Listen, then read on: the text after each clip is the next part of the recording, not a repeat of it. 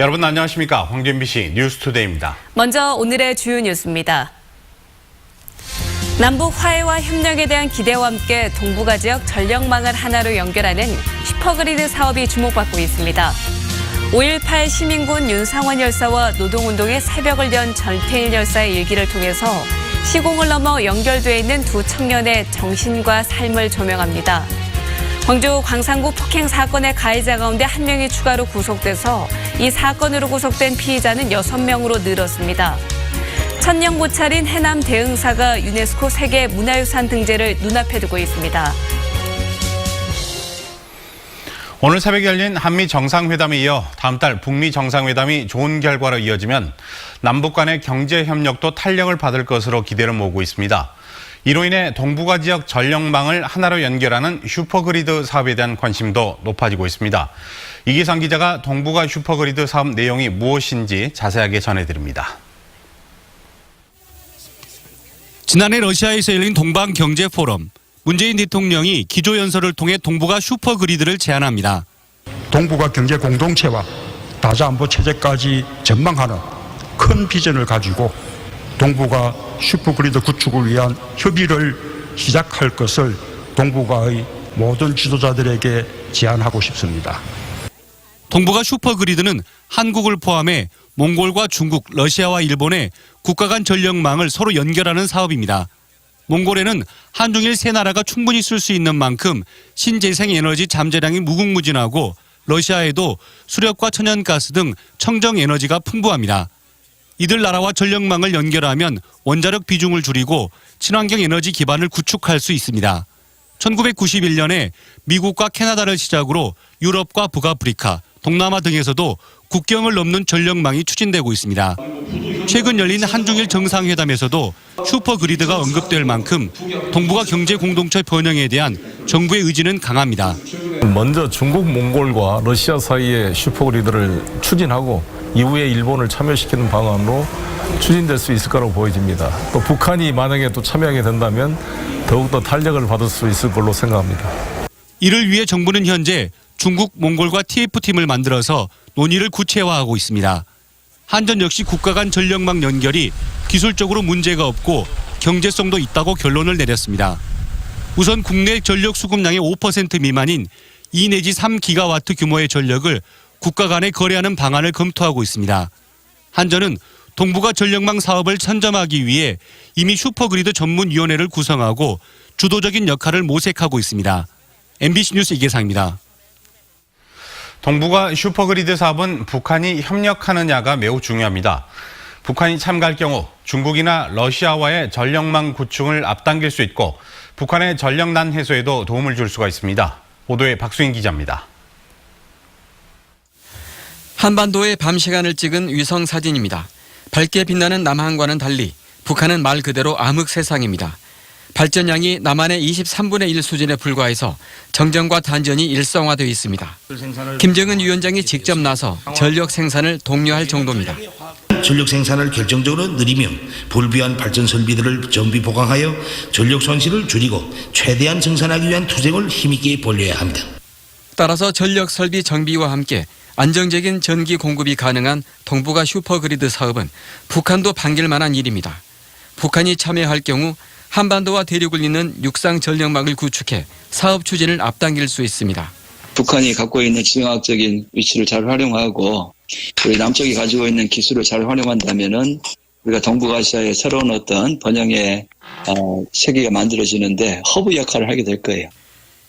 이와 함께 북한 주민들에게 당장 필요한 기초 전력을 제공하기 위해 태양광 등 소규모 신재생 설비를 지원하는 것도 필요합니다. TV나 라디오를 마음껏 켤 수 있어야 북한 사회의 개방이 빨라질 수 있고 남북 간 교류도 더 활성화될 수 있습니다.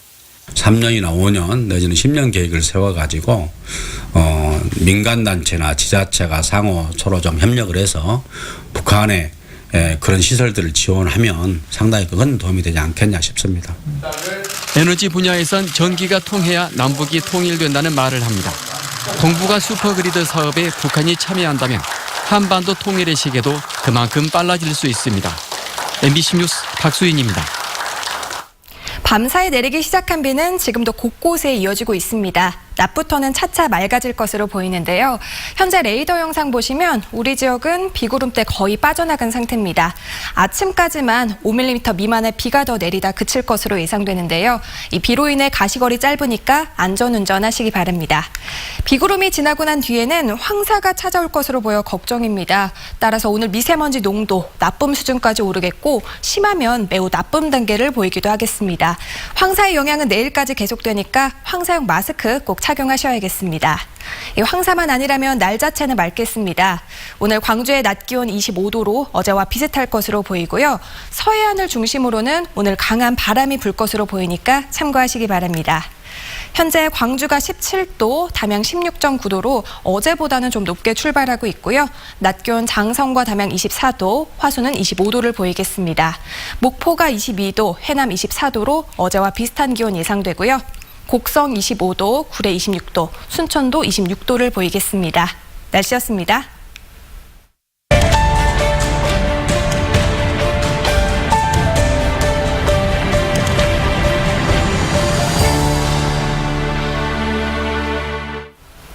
(5.18을) 상징하는 노래 임을 위한 행진곡. 이 노래가 윤상원 열사와 박기순 열사의 영혼 결혼식을 소재로 한 것인지는 알아도 윤상원이 누구인지 제대로 아는 이들은 많지 않습니다. 그는 어떤 사람이고 평소 무슨 고민을 했는지 취재했습니다. 김철원 기자입니다. 5.18 항쟁 지도부 대변인 윤상원. 임을 위한 행진곡의 주인공이기도 한 그는 5.18과 한국 민주주의의 상징입니다. 윤상원 열사는 말씀하셨습니다. 오늘 우리는 패배할 것이다. 그러나 내일의 역사는 우리를 승리자로 만들 것이다 라고 하셨습니다. 국민학교 시절부터 써온 그의 일기를 보면 정의감과 용기가 어디서 왔는지를 엿볼 수 있습니다. 수학에서 비례의 법칙을 배웠다. 어떤 것이 힘을 작용하면 작용한 만큼 동작이 나타난다. 그러나 이 사회는 그런 진리가 용납되지 않는다. 살려고 노력하면 그만큼 잘 살아야 되지 않는가? 먼지 쌓인 일기에서 그런 생각이 들었습니다. 사람의 생명은 꺼져도 그 잉크는 다 말하는 것이 아니구나. 마치 윤상원의 그 얘기들이 마치 어제 얘기처럼. 잘 나가는 은행원 신분을 버리고 낙향해 월급이 절반도 안 되는 공장에 위장 취업을 하고 들불야학 활동에 매진한 윤상원. 자기 이익 챙기느라 눈이 벌게진 사람들의 세상에서 도무지 계산을 할 줄 모르는 사람이었습니다. 나는 설마 상원이가 모든 걸 팽개치고 그런 데 나 투신해가지고 그럴 거는 상상도 못했어. 근데 나한테 와서 그러더라고. 그래서 내가 너 정신없는 놈이라고 그랬지. 흥이 나면 즉석해서 판소리와 탈춤을 선보인 끼 많은 광대였습니다. 막 사람들이 막 웅성웅성한 거예요. 그래가지고 내가 어머 저 사람은 이 시간에 뭐 하고 있다냐고. 우리 오빠가 막 사람들을 모아놓고 막 탈춤 치고 막 창을 하고 있는 거예요. 우리 오빠가. 항쟁 기간 동안 투사 회부를 내고 시민 걸기 대회를 조직했던 전략가. 계엄군의 막강한 화력에 맞서 싸웠고 80년 5월 27일 전남도청 민원실에서 계엄군 총탄에 맞아 숨질 때까지도 뒤로 물러서지 않았습니다. 우리도 이길 수 없는 줄 안다. 그런데 실질적으로 우리가 총을 놔보고 다 가면은 우리는 살 수 있을런가 봅니다. 그러나 7남매 장남이 숨진 까닭에 윤상원 생가에는 흔하디 흔한 가족 사진 한 장이 없습니다. 그가 떠난 지 38년, 나머지 식구들이 다 모인 자리에서 윤상원의 영정 사진을 두고 처음으로 가족 사진을 찍었습니다. 핫된 일을 안 하고 나라를 위해서 민주주의를 위해서 몸을 바쳤다. MBC 뉴스 김철원입니다. 세월 후 좌현을 가리고 있던 철제 지지대의 70% 이상이 제거됐습니다. 세월호 선체조사위원회는 선체 좌현에 붙어있던 33개의 지지대 가운데 어제까지 72%인 24개를 제거했으며 이번 주 안에 제거를 완료해서 좌현을 모두 드러낼 수 있을 것으로 보고 있습니다. 선조위는 내일 안전점검이 끝난 선체 내부를 언론을 통해 국민들에게 상세히 공개하고 미수습자 수색 계획과 정밀조사 상황 등을 설명할 예정입니다.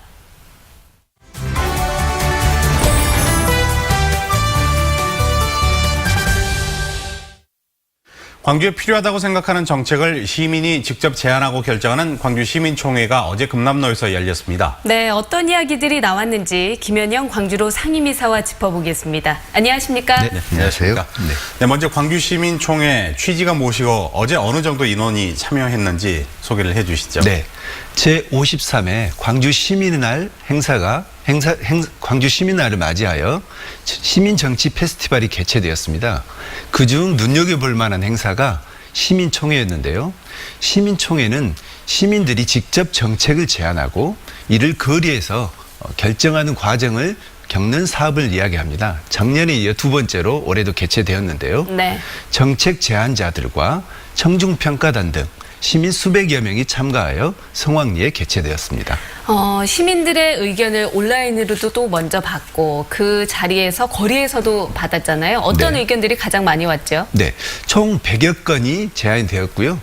온라인 투표와 현장 투표를 통해 10건이 선정이 되었습니다. 선정된 10건의 내용을 살펴보면요. 네. 무등산 조망권과 관련되어 고도 제한에 대한 문제라든가 네. 맞벌이 부부를 위한 병원과 관련돼 가지고 맞벌이 병원의 아동에 대한 안심 서비스 이런 문제도 제안이 되었고요. 장애인과 비장애인 아동들이 함께 놀 수 있는 놀이터를 제안한 경우도 있었고요. 교복을 간소화하는 문제, 그다음에 저소득층 아동들에 대한 학습 지원에 대한 대책 등의 제안들이 이야기되었습니다. 네. 생활과 밀접한 것들이 많이 들어왔네요. 네, 그렇습니다. 네, 그중에서 가장 반응이 좋았던 정책, 어떤 정책에 대한 제안이었죠? 네, 10가지 제안 모두 다가 대부분 이제 만장일치로 채택이 되었는데요. 네. 잘 아시겠지만 광주에서 가장 대표적인 날이 5.18이지 않습니까? 네. 5.18을 공휴일화를 제안하는 문제를 네, 이야기되었고요. 또 하나는 청소년들에 대한 문제가 관심이 많았기 때문에 학교 급식과 관련돼 가지고 GMO 식품 퇴출에 대한 문제라든가 학교 급식의 통합 시스템 구축에 대한 문제 이야기되었고, 작년에 크게 이제 이슈화가 되었던 문제 중에 하나가 생리대 문제이잖아요. 네. 그래서 생리대 무상 지원에 대한 제안도 이야기되었습니다. 알겠습니다. 네. 그러면 이렇게 보인 의견들 앞으로 어떻게 되는 거죠? 일단 제안된 정책들에 대해서 분야별 정책 기획단을 만들어서 구체화시키고요. 이걸 바탕으로 해서 제안자하고 행정하고 시의회가 모여서 일단 컨퍼런스를 개최하고요. 이것을 이제 어떻게 구체화할 것인가를 다시 한번 논의하게 됩니다. 이것과 관련되어 구체적인 예산은 시민 참여 예산제를 통해서 구체화하고 실행할 방침인 것으로 알려져 있습니다. 네. 청와대 국민청원도 그렇고요. 최근에 시민들이 직접 목소리를 낼 수 있는 기회가 확대되고 있지 않습니까? 네. 어떤 의미가 있다고 보십니까? 네. 지금은 대의민주주의에서 중요한 것은 후보를 어떻게 잘 선정하는 문제, 선택하는 문제가 중요한 문제인데요. 잘 아시겠지만 상당히 좀 이것도 한계가 있는 것 같습니다. 대표로 뽑혔던 의원들이 제 역할을 하지 못하는 경우가 많기 때문에 시민들이 직접 비판하고 감시하는 역할, 또 하나 정책이나 구체적인 의견을 직접 제안하는 방식이 이게 굉장히 필요한 시점이 된 것 같고요. 네. 이것이 바로 이제 시민총회 같은 직접 민주주의라고 생각이 됩니다. 네. 어제 시민총회를 놓치신 분들, 나도 광주시에 바라고 할 말이 많이 있다라고 하는 분들, 네. 어떻게 다음 기회가 있다거나 참여를 하면 될까요? 네. 이 시민총회는 내년에 이제 4월달 정도에 다시 이제 의견을 다시 모집할 생각이고요. 네. 또 하나 이제 시청 홈페이지에 들어가는 소통방이 있습니다. 구체적으로 제안을 하시면 될 것 같고요. 또 하나 이제 시청에 보면은 각 실국별로 위원회를 만들게 되어 있습니다. 네. 그리고 공개적으로 참여하시면 될 것 같고요. 또 하나 이제 구체적인 제안 내용이 있으시면 시민단체에 적극 제안해 주시면 될 것 같습니다. 네, 알겠습니다. 네. 오늘 나와주셔서 고맙습니다. 네, 고맙습니다. 감사합니다.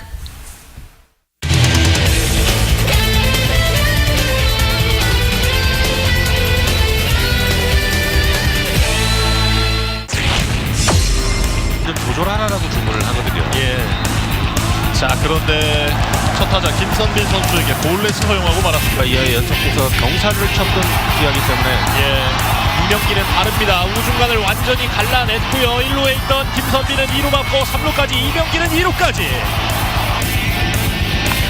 6구 낮은 공을 때렸습니다. 1루수 잡아서 홈선택, 홈에서 아웃입니다.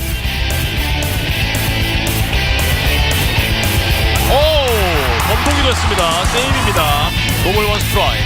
변화구를 때렸습니다. 1루수 홈선택, 다시 홈으로, 이번에 세이브. 이명기가 빨랐습니다. 선수를 스스로 흔들리게 하고 있죠. 오른쪽으로 높게 떴습니다. 멀리 뻗어가는 타구, 우익수 뒤로 넘어갑니다.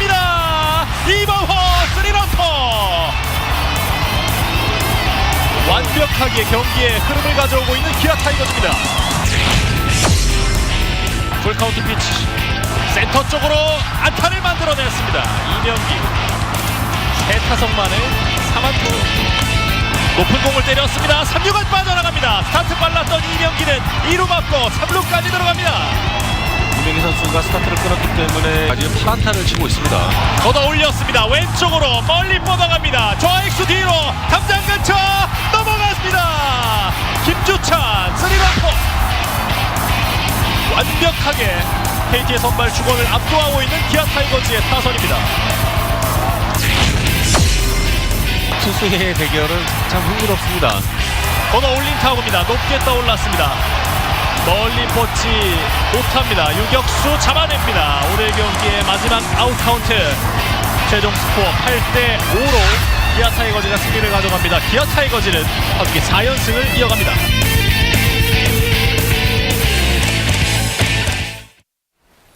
해남 대흥사가 통도사, 부석사, 법주사 등 유서 깊은 국내 사찰들과 함께 유네스코 세계문화유산 등재를 눈앞에 두고 있습니다. 통일신라 시대부터 현재까지 신앙과 수행, 생활의 공간으로 유지되어 온 가치를 인정받았습니다. 양현승 기자입니다. 통일신라시대 후기 이전 창건된 것으로 추정되는 해남 두륜산 대흥사. 특히 임진왜란 이후 조선 불교의 중심 사찰이 됐고 지금도 한국 불교의 종가로 꼽힙니다. 호국승 서산대사를 기리는 표충사가 18세기에 건립됐고 여러 개의 참선 공간과 미륵전이 자리하고 있습니다. 또 삼재가 들어오지 못한 곳이다. 화재라든가 또 이렇게 바람이 해서 또 이런 게 미치지 못하기 때문에 모든 것이 안전한 지대다. 대흥사가 역사 문화적 가치를 인정받아 세계유산 등재를 앞두고 있습니다. 사찰을 중심으로 10헥타르를 유산구역으로 주변 617헥타르는 완충구역으로 설정됐습니다. 오랜 시간을 지내왔지만 숭배의 공간과 명상을 위한 구역 등이 본래 모습과 기능을 잘 유지하고 있어 불교 전통의 독보적인 증거로 인정받았습니다. 또 전통 기법을 활용한 수리와 복구로 사찰의 종교적 건축 요소를 진정성 있게 유지했다고 평가받았습니다. 국제기념물 유적협의회는 현지 조사 등을 거쳐 대흥사를 비롯해 통도사, 부석사, 법주사의 세계유산 목록 등재를 권고했습니다. 한국적 불교식의 영적 수행의 전통이 살아있는 독보적인 증거이다라는 것을 국제기구에서 공인받는 그런 의미가 있겠습니다. 대흥사의 세계유산 등재는 다음 달 말 바레인에서 열리는 제42차 세계유산위원회에서 최종 결정됩니다. MBC 뉴스 양현승입니다. 광주 광산구 집단 폭행 가해자 1명이 추가로 구속됐습니다. 광주 광산경찰서는 집단 폭행 가해자 30살 A씨가 교묘하게 폭행을 하고 범행을 부추긴 것으로 확인돼 법원으로부터 구속영장을 발부받았다고 밝혔습니다. 이에 따라 이 사건으로 구속된 피의자는 모두 6명으로 늘었고 A씨와 함께 영장이 신청된 나머지 2명은 가담 정도가 경미에 기각됐습니다. 경찰은 가해자 8명이 지난해 9월 광주의 모 범죄단체에 가입해 활동했다고 밝혔습니다. 고등학교 교장이 생활지도 과정에서 여학생들을 성추행했다는 주장이 제기돼 교육당국이 사실 확인에 나섰습니다. 광주시 교육청에 따르면 최근 광주의 한 고등학교 교장이 학생 지도 과정에서 일부 여학생들을 성추행했다는 민원이 접수돼 무기명 설문조사를 한 결과 일부 학생의 답변에서도 유사한 내용이 나왔습니다. 해당 교장은 성추행 의혹을 부인하고 있지만 시교육청은 감사부서의 본격적인 조사에 착수하도록 했고 경찰에도 신고한 상태라고 밝혔습니다. 어제 저녁 7시 20분쯤 광주시 남구 봉선동의 한 아파트 10층에서 불이 나 집주인 아들 24살 김모 씨가 화장실에서 숨진 채로 발견됐습니다. 이 불로 주민 100여 명이 긴급 대피하는 소동이 빚어졌으며 불은 집안을 다 태우고 30여 분 만에 꺼졌습니다. 경찰은 주민들이 김 씨에게 집에서 나오라고 말을 했지만 김 씨가 나오지 못했다고 진술하고 있는 점을 토대로 사건 경위를 조사하는 한편 부검을 통해 정확한 사인을 조사할 방침입니다. 광주 상공회의소와 이스라엘의 글로벌 벤처 캐피털 기업인 요즈마 그룹이 벤처 생태계 구축을 위한 업무 협약을 체결했습니다. 이번 협약을 계기로 요즈마 그룹은 우리 지역 벤처 스타트업을 지원하고 유망 기술 기업을 발굴하기 위해서 교류와 협력을 확대해 나갈 계획입니다. 요즈마 그룹은 이스라엘을 1인당 벤처 창업 세계 1위의 기술 강국으로 육성하는 데 기여했다는 평가를 받고 있습니다. 전라남도 교육감 선거 예비 후보자들의 정책과 공약 검증을 위한 토론회가 오늘 도교육청 대회의실에서 개최됩니다. 광주 전남 기자협회 주최로 열리는 토론회에는 현직 기자 5명이 패널로 참석해서 전남교육과 관련한 예비 후보들의 정책과 자질을 검증합니다. 도교육감 선거에 나선 예비 후보들은 장서공 전 전교조 위원장과 오인성 전 나주시 교육장, 그리고 고석규 전 문재인 정부 정책기획위원 3명입니다. 세월호 인양 과정에서 유출된 기름으로 피해를 본 어민들에게 보상금이 지급됩니다. 해양수산부는 지난 21일 국무회의에서 세월호 인양 후속 조치에 필요한 예산 69억 7천여만 원을 지출하는 안건이 통과돼 다음 달 14일부터 6개월 동안 어민들의 보상 신청을 받는다고 밝혔습니다. 세월호 인양이 이루어진 지난해 3월 진도군 관내 양식장에서는 기름 유출로 인해서 1,600여 헥타르의 어장에서 55억 원 이상의 피해가 발생했습니다. 전라남도가 전문 임업인과 생산지 단체를 대상으로 2019년 산림소득사업 공모를 실시합니다. 대상 사업은 산림작물 생산단지와 산림복합경영단지 2개 분야로 작물 생산에 필요한 시설비 등 전체 사업비의 60%를 보조금으로 지원받을 수 있습니다. 신청서 접수 기간은 다음 달 29일까지이고 자세한 공모 내용은 산림청이나 전남도청 누리집에서 확인할 수 있습니다.